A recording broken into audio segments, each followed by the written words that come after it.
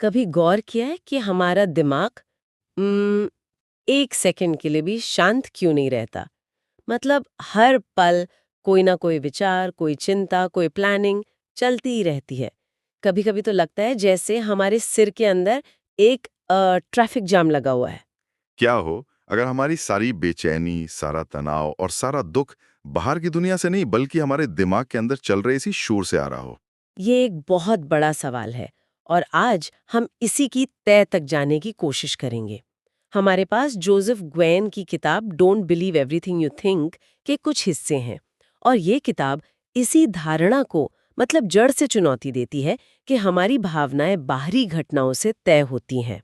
अच्छा। तो आज हमारा मिशन इस किताब के जरिए ये समझना है कि विचार और सोचना इनके बीच का महीन फर्क क्या है और कैसे इस फर्क को समझकर हम अपनी जिंदगी में ज्यादा सुकून और खुशी ला सकते हैं।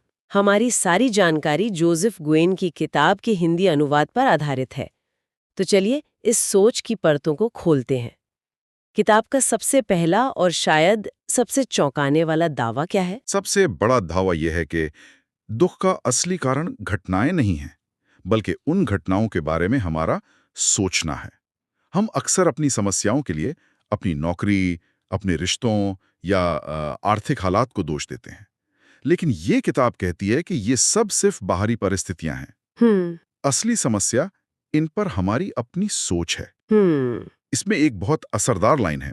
हम्म। सोच असलियत नहीं है, फिर भी सोच से ही हमारी असलियत बनती है। ये सुनने में तो बहुत गहरा लगता है, लेकिन इसे मानना थोड़ा मुश्किल है।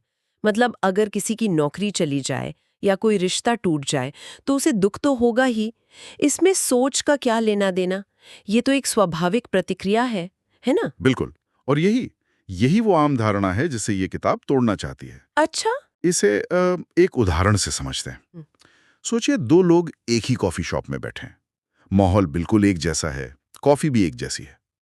एक इंसान अपनी कुर्सी पर बेचैन है, लगातार अपने फोन को देख रहा है, भविष्य की चिंताओं में डूबा हुआ है। वहीं दूसरा इंसान आराम से बैठा है, अपनी कॉफी का मजा ले रहा है और बाहर हो रही बारिश को देख रहा है। जगह एक, हालात एक, लेकिन दोनों का अनुभव जमीन आसमान का फर्क। ये हैरान करने वाली बात है, क्योंकि हम हमेशा मानते हैं कि हमारी खुशी या दुख बाहरी चीजों पर निर्भर करता है। अच्छी कॉफी, अच्छा मौसम, अच्छा माहौल। सही कहा। और ये हमें एक बहुत बड़ी ताकत देता है। अगर हमारा अनुभव बाहरी दुनिया से नहीं बल्कि हमारी सोच से बनता है, तो इसका मतलब है कि अनुभव को बदलने की चाबी भी हमारे ही पास है, किसी और के पास में ही। किसी और के पास नहीं।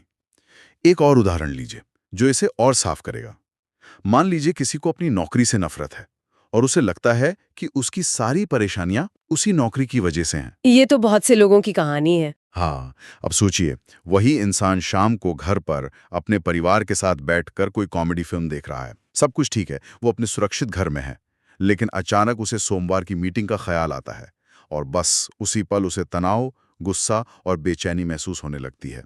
अब सवाल ये है कि उस पल में तो नौकरी वहां है ही नहीं, बॉस वहां नहीं है, तो फिर उसे गुस्सा क्यों आया? क्योंकि उसने नौकरी के बारे में सोचा। ये बिल्कुल वैसा ही है जैसे ट्रैफिक में फंसने पर होता है। कार तो बस खड़ी है, कुछ हो नहीं रहा, लेकिन दिमाग में मीटिंग के बारे में सोचने से ही ब्लड प्रेशर बढ़ जाता है। उस पल में असली समस्या ट्रैफिक नहीं, बल्कि मेरे अपने विचार होते हैं। आपने बिल्कुल सही पकड़ा। भावना का स्रोत नौकरी नहीं, बल्कि नौकरी के बारे में चल रही सोच है। हम हमेशा वही महसूस करते हैं जो हम सोच रहे होते हैं, ना कि जो हमारे साथ हो रहा होता है। ये सब एक कहानी की याद दिलाता है जो मैंने कहीं पढ़ी थी, शायद इसी किताब में भी है। वो जैन कहानी, एक साधु और खाली नाव वाली। हाँ, वो कहानी इस पूरी फिलॉसफी का सार है। एक युवा साधु मन की शांति के लिए हम्म। और ध्यान लगाने के लिए अपनी नाव लेकर एक झील के बीचों बीच चला जाता है। हम्म। उसे लगता है कि वहां उसे कोई परेशान नहीं करेगा। हम्म। वो अपनी आंखें बंद करके गहरे ध्यान में डूब जाता है। हम्म। कुछ घंटों बाद अचानक एक जोर का झटका लगता है। हम्म। एक दूसरी नाव उसकी नाव से टकरा जाती है। किसी की नाव आके टकरा जाए जब आप ध्यान लगा रहे हो, ये तो बहुत गुस्सा दिलाने वाली बात है। हाँ, उस साधु ने क्या किया? हाँ। उसकी पहली प्रतिक्रिया तो भयंकर गुस्से की थी। उसका पूरा ध्यान भंग हो गया। वो आग बबूला होकर चिल्लाने के लिए मुड़ता है, अरे कौन है ये बेवकूफ, अपनी नाव देकर नहीं चला सकते? हम्म। लेकिन जैसे ही वो अपनी आंखें खोलता है, वो देखता है कि दूसरी नाव बिल्कुल खाली थी। हम्म। शायद वो हवा या लहरों के साथ बहकर आ गई थी। और यकीनन उसका सारा गुस्सा हवा हो गया होगा। एक पल में उसे तुरंत एहसास हुआ कि गुस्सा उस नाव से नहीं आया था। गुस्सा उसकी अपनी सोच से, उसकी अपनी प्रतिक्रिया से आया था। इस उम्मीद से आया था कि कोई है जिसने जानबूझकर उसे परेशान किया। अच्छा। जैसे ही उसे पता चला कि नाव खाली है, गुस्सा करने के लिए कोई बचा ही नहीं। वाह, मतलब गुस्सा उस नाव में था ही नहीं, गुस्सा तो साधु के अंदर ही था। ये तो पूरी सोच ही बदल देता है। बिल्कुल। किताब कहती है कि हमारी जिंदगी में जो लोग या हालात हमें परेशान करते हैं, वे सब उस खाली नाव की तरह हैं। वे अपने आप में हमें दुख देने की शक्ति नहीं रखते। दुख हमारी अपनी प्रतिक्रिया, हमारी अपनी सोच से पैदा होता है। वो खाली नाव वाली कहानी सच में सोचने पे मजबूर करती है। इसका मतलब है कि समस्या हमारे अंदर है, लेकिन अगर विचार अपने आप आते रहते हैं तो हम उन्हें नियंत्रित कैसे करें? मुझे लगता है कि यहीं पर विचार और सोचने का फर्क समझना जरूरी हो जाता है ना? हाँ, ये इस किताब का सबसे महत्वपूर्ण हिस्सा है।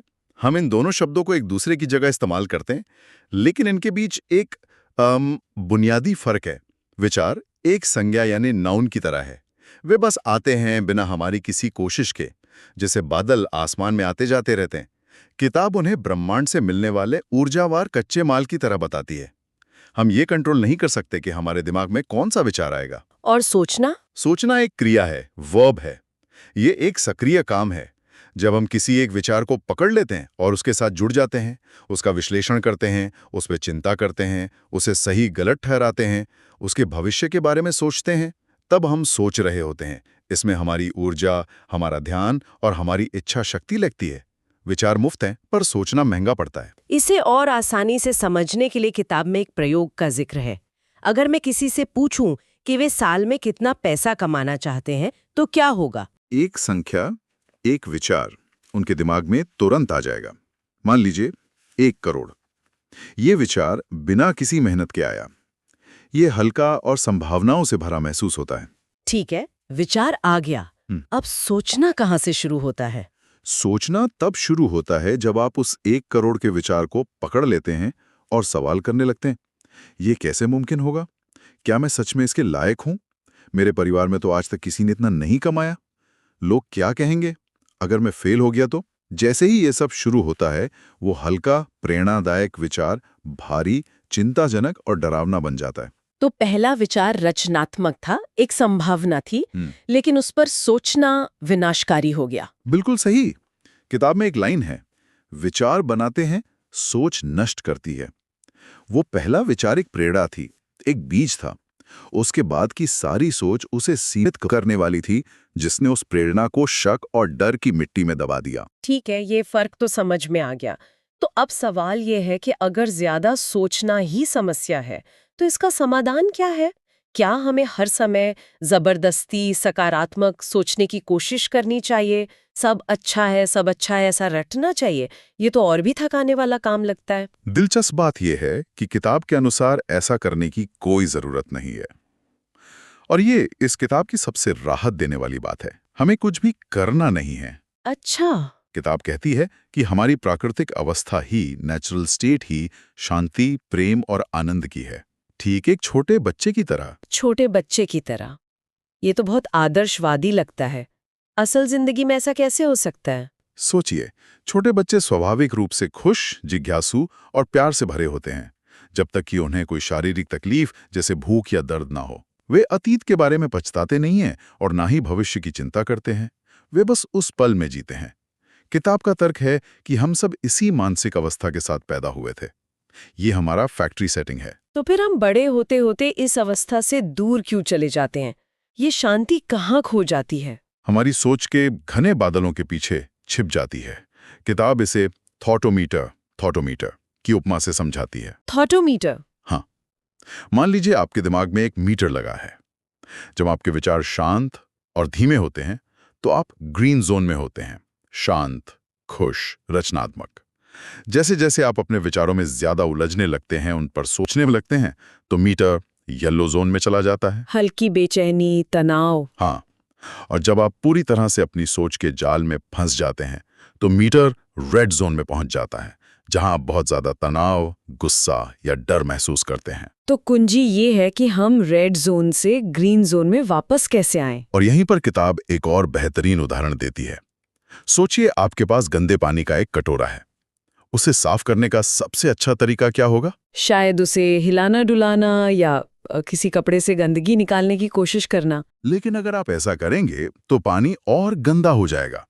सबसे आसान और असरदार तरीका है उस कटोरे को बस शांति से रख देना। अगर आप उसे बिना हिलाई छोड़ देंगे तो सारी गंदगी गुरुत्वाकर्षण के कारण अपने आप नीचे बैठ जाएगी और पानी ऊपर से बिल्कुल साफ हो जाएगा। वाह, मतलब हमें अपने गंदे या नकारात्मक विचारों से लड़ना नहीं है, उन्हें दबाना नहीं है, बस उन्हें उनके हाल पर छोड़ देना है। बिल्कुल, हमें अपनी सोच से लड़ना नहीं है, ना ही उसे बदलने की कोशिश करनी है। हमें बस उसे एक दर्शक की तरह देखना है, बिना उसमें उलझे। जब हम अपनी सोच को ऊर्जा देना बंद कर देते हैं तो वो धीरे धीरे शांत हो जाती है। हमारे मन की प्राकृतिक अवस्था भी उस साफ और शांत पानी की तरह ही है। शांति कहीं बाहर से नहीं लानी है, वो पहले से ही हमारे अंदर मौजूद है। एक मिनट, ये सुनने में थोड़ा अजीब लगता है। अगर कोई डॉक्टर सर्जरी करने वाला है या कोई इंजीनियर पुल बना रहा है, तो हम तो यही चाहेंगे कि वे बहुत ध्यान से सोचें। क्या ये सोच मुक्त अवस्था हर जगह लागू होती है? कहीं यह हमें आलसी या निष्क्रिय तो नहीं बना देगी? यह एक बहुत ही जरूरी सवाल है और यह एक आम गलतफहमी भी है। किताब का मतलब दिमाग को पूरी तरह से खाली कर देना नहीं है। इसका मतलब है ओवर थिंकिंग, यानी जरूरत से ज्यादा सोचने से मुक्त होना। किताबें जापानी संस्कृति के एक शब्द मुशिन का उल्लेख है, जिसका शाब्दिक अर्थ है मन बिना मन के। मन बिना मन के? हाँ, ये विचारों, डर और अहंकार से मुक्त मन की स्थिति है। और दिलचस्प बात यह है कि यही शिखर प्रदर्शन, पीक परफॉर्मेंस की स्थिति है। मतलब जब हम अपनी जिंदगी में सबसे अच्छा काम करते हैं, तब हम असल में सोच नहीं रहे होते। बिल्कुल। मनोविज्ञान में इसे फ्लो स्टेट भी कहते हैं। जब आप किसी काम में इतने डूब जाते हैं कि आपको समय का, अपने आसपास का, यहाँ तक कि खुद का भी एहसास नहीं रहता। जब महान एथलीट जोन में होते हैं या कोई संगीतकार अपनी कला में पूरी तरह खो जाता है, तो वे सोच नहीं रहे होते, मैं बस कर रहे होते हैं। उनका हर एक्शन उनके अंतर ज्ञान यानी इंट्यूशन से आता है, दिमागी विश्लेषण से नहीं। उस समय विचार उनके अंदर से बह रहे होते हैं, वे उन पर सोच नहीं रहे होते। तो ये बात तो प्रदर्शन पर लागू होती है, लेकिन हमारे लक्ष्य, हमारे सपने, हमारी महत्वाकांक्षाओं का क्या? उन्हें पाने के लिए तो प्लानिंग और सोच विचार जरूरी है। यहाँ किताब एक और गहरा सवाल उठाती है। हमारे लक्ष्य आ कहाँ से रहे हैं? उनकी जड़ क्या है? किताब दो तरह के लक्ष्यों की बात करती है। एक जो हताशा, डेस्परेशन से आते हैं, और दूसरे जो प्रेरणा, इंस्पिरेशन से आते हैं। इन दोनों में क्या फर्क है? इन्हें कैसे पहचानें? हताशा से बने लक्ष्य भारी और बोझिल महसूस होते हैं। वे कमी के एहसास से पैदा होते हैं। जैसे मुझे ये नौकरी हासिल करनी ही होगी वरना लोग मुझे असफल समझेंगे, या मुझे उतना पैसा कमाना ही होगा नहीं तो मैं अधूरा रह जाऊंगा। इन लक्ष्यों को पाने के बाद भी अक्सर एक खालीपन महसूस होता है, क्योंकि ये किसी बाहरी कमी को पूरा करने के लिए बनाए गए थे। और प्रेरणा से बने लक्ष्य? वे हल्के, रोमांचक और आनंददायक महसूस होते हैं। वे प्रचुरता के भाव से आते हैं, एक कलाकार की तरह जो बस बनाने के आनंद के लिए बनाता है, किसी को कुछ साबित करने के लिए नहीं। ये लक्ष्य सहज विचारों के रूप में आते हैं, जबरदस्ती की सोच से नहीं। आप इन्हें इसलिए नहीं पाना चाहते क्योंकि आपके पास कुछ कमी है, बल्कि इसलिए क्योंकि आपके पास दुनिया को देने के लिए बहुत कुछ है। तो कुंजी ये है कि जब हम ओवर थिंकिंग बंद कर देते हैं, तो हम अपनी अंदरूनी आवाज, अपने अंतर्ज्ञान को बेहतर सुन पाते हैं, और वही हमें प्रेरणा से भरे लक्ष्यों की ओर ले जाता है। ठीक, जब हम सोचना बंद कर देते हैं तो हम हताशा से लक्ष्य बनाना बंद कर देते हैं और प्रेरणा से जीना शुरू कर देते हैं। हमारे सपने खत्म नहीं होते, बल्कि वे और ज्यादा सच्चे, प्रामाणिक और आनंददायक बन जाते हैं। तो आज की इस पूरी चर्चा को अगर समेटना हो, तो सबसे बड़ी सीख क्या है? मुझे लगता है मेरे लिए तो वो खाली नाव वाली कहानी है। हमारा दुख, हमारा गुस्सा, हमारी बेचैनी बाहरी घटनाओं में नहीं, बल्कि उन पर हमारी अपनी सोच में है। बिल्कुल। और दूसरी बड़ी सीख है विचार और सोचने का फर्क। विचार तो बस बादलों की तरह हैं, आते जाते रहते हैं। समस्या तब होती है जब हम किसी एक बादल को पकड़कर उस पर सोचने लगते हैं, और हमें ये याद रखना होगा कि हमारी प्राकृतिक अवस्था उस गंदे पानी के कटोरे की तरह है, जिसे बस शांत छोड़ देने की जरूरत है ताकि वो खुद ब खुद साफ हो जाए। और अंत में मुशिन या फ्लो की अवस्था, हमारा सर्वश्रेष्ठ प्रदर्शन और सच्ची प्रेरणा सोच से नहीं बल्कि सोच मुक्त अवस्था से आती है।